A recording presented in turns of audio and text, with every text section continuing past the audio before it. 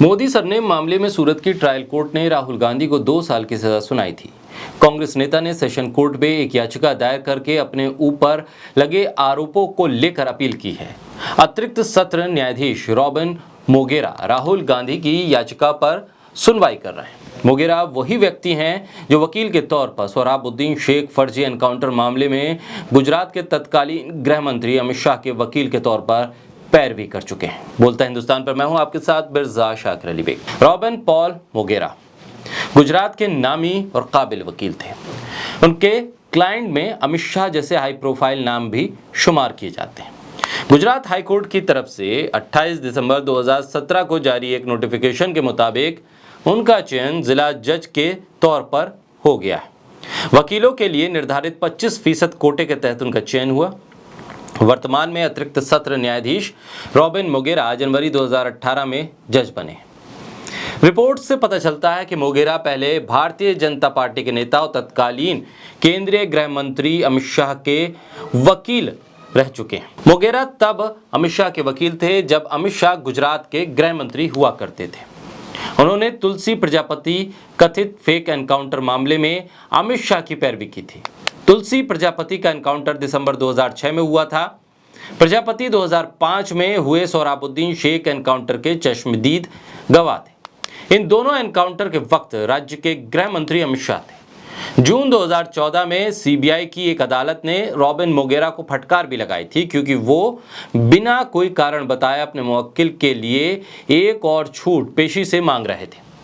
अमित शाह के वकील रॉबिन मोगेरा ने अदालत में दिए एक आवेदन में लिखा था, शाह नई दिल्ली में राजनीतिक काम में लगे हुए हैं और इसलिए अदालत नहीं आएंगे।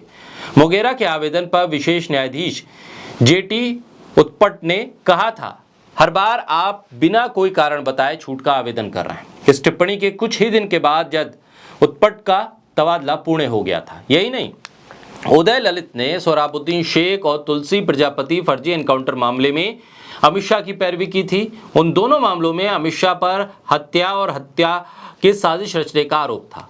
उन्हें भी जज के तौर पर नियुक्ति मिल गई, यानी उन्हें भी प्रमोशन मिल गया था।